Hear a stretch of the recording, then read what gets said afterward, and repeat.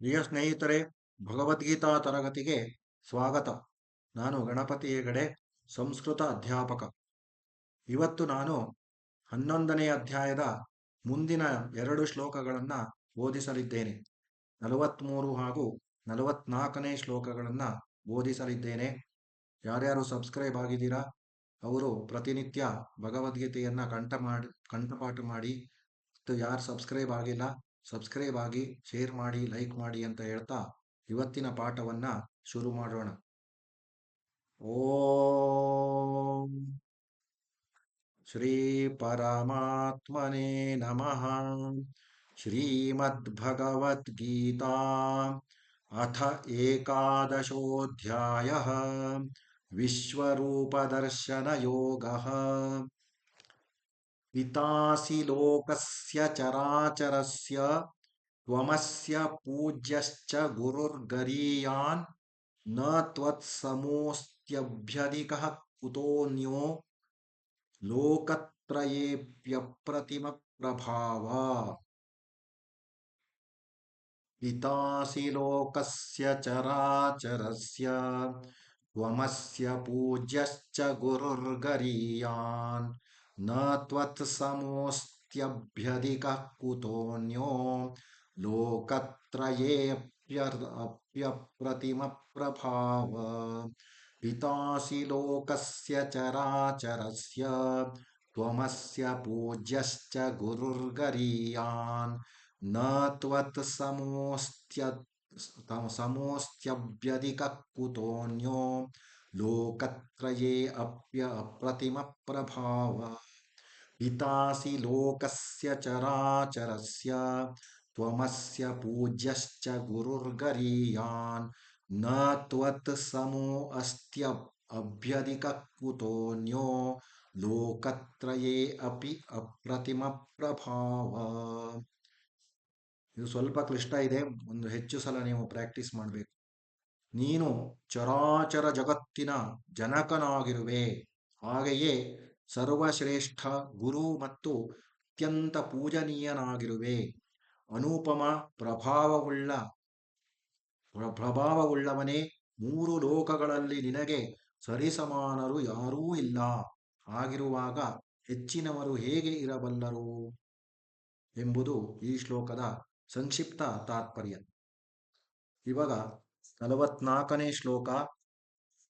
ತಸ್ಮಾತ್ ಪ್ರಣಮ್ಯ ಪ್ರಣಿಧಾಯ ಕಾಯಂ ಪ್ರಸಾದಯೇ ತ್ವಾಮಹಮೀಶ ಮೀಡ್ಯಂ ಪಿತೇವ ಪುತ್ರಸ್ಯ ಸಖೇವ ಸಖ್ಯುಃ ಪ್ರಿಯಃ ಪ್ರಿಯಾಯಾರ್ಹಸಿ ದೇವ ಸೋಢುಂ. ತಸ್ಮಾತ್ ಪ್ರಣಮ್ಯ ಪ್ರಣಿಧಾಯ ಕಾಯಂ ಪ್ರಸಾದಯೇ ತ್ವಾಮಹಮೀಶ ಮೀಡ್ಯಂ ಪಿತೇವ ಪುತ್ರಸ್ಯ ಸಖೇವ ಸಖ್ಯುಃ ಪ್ರಿಯಃ ಪ್ರಿಯಾಯಾರ್ಹಸಿ ದೇವ ಸೋಢುಂ. ತಸ್ಮಾತ್ ಪ್ರಣಮ್ಯ ಪ್ರಣಿಧಾಯ ಕಾಯಂ ಪ್ರಸಾದಯೇ ತ್ವಾಮಹಮೀಶ ಮೀಡ್ಯಂ ಪಿತೇವ ಪುತ್ರಸ್ಯ ಸಖೇವ ಸಖ್ಯುಃ ಪ್ರಿಯಾಯಾರ್ಹಸಿ ದೇವ ಸೋಢುಂ. ತಸ್ಮಾತ್ ಪ್ರಣಮ್ಯ ಪ್ರಣಿಧಾಯ ಕಾಯಂ ಪ್ರಸಾದಯೇ ತ್ವಾಮಹಮೀಶ ಮೀಡ್ಯಂ ಪಿತೇವ ಪುತ್ರಸ್ಯ ಸಖೇವ ಸಖ್ಯುಃ ಪ್ರಿಯಾಯಾರ್ಹಸಿ ದೇವ ಸೋಢುಂ. ಆದುದರಿಂದ ಪ್ರಭುವೇ, ನನ್ನ ದೇಹವನ್ನು ನಿನ್ನ ಚರಣಗಳಲ್ಲಿ ಅರ್ಪಿಸಿ ನಮಸ್ಕರಿಸುತ್ತಾ ಸ್ತುತಿಸಲು ಯೋಗ್ಯನಾದ ಒಡೆಯ, ನೀನು ಪ್ರಸನ್ನನಾಗೆಂದು ಪ್ರಾರ್ಥಿಸುತ್ತೇನೆ. ಹೇ ದೇವ, ತಂದೆಯು ಮಗನು, ಸ್ನೇಹಿತನು, ಮಿತ್ರನು, ಪತಿಯು ತನ್ನ ಪ್ರಿಯತಮ ಪತ್ನಿಯ ಅಪರಾಧಗಳನ್ನು ಸಹಿಸುವಂತೆ ನೀನು ನನ್ನ ಅಪರಾಧಗಳನ್ನು ಸಹಿಸಲು ಯೋಗ್ಯನಾಗಿರುವೆ ಎಂಬುದು ಇದರ ತಾತ್ಪರ್ಯ. Now I will tell English meaning. ಪಿತಾಸಿ ಲೋಕಸ್ಯ ಚರಾಚರಸ್ಯ ತ್ವಮಸ್ಯ ಪೂಜ್ಯಶ್ಚ ಗುರುರ್ಗರೀಯಾನ್ ನ ತ್ವತ್ ಸಮೋಸ್ತ್ಯಭ್ಯಧಿಕ ಕುತೋನ್ಯೋ ಲೋಕತ್ರಯೇ ಅಪಿ ಅಪ್ರತಿಮ ಪ್ರಭಾವ.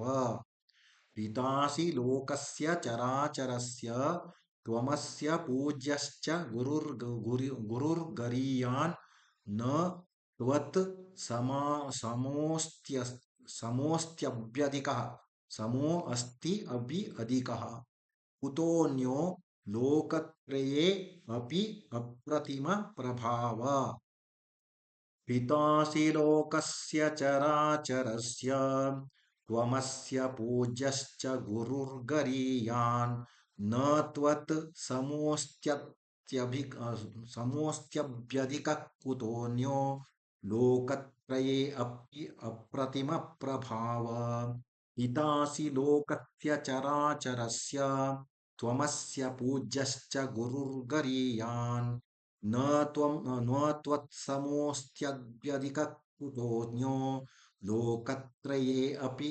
अप्रतिमप्रभाव You are the father of this moving and unmoving creation, nay, the greatest teacher worthy of adoration, O Lord of incomparable might. In all the three worlds, there is none else even equal to you. How then can anyone be greater than you?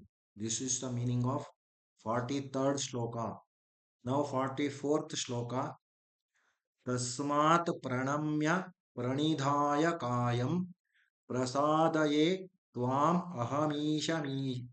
अहमीशमीड्यम् पितेव पुत्रस्य सखेव सख्युः प्रियः प्रियायार्हसि देव सोढुम् तस्मात् प्रणम्या प्रणिधाय कायम् प्रसादये त्वामहमीशमीड्यम् पितेव पुत्रस्य सखेव सख्युः प्रियः प्रियायार्हसि देव सोढुम् तस्मात् प्रणम्या प्रणिधाय कायम् प्रसादये त्वामहमीशमीड्यम् पितेव पुत्रस्य सखेव सख्युः प्रियः प्रियायार्हसि देव सोढुम् Therefore, Lord, prostrating my body at your feet and bowing low, I seek to propitiate you, the ruler of all and worthy of all praise. It behoves you to bear with me even as a father bears with his son, a friend with his friend, and a husband with his beloved spouse. This is the meaning of 44th sloka.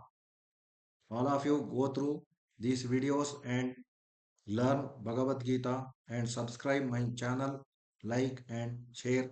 धन्यवादाः सर्वे जनाः सुखिनो भवन्तु समस्त सन्मंगलानि भवन्तु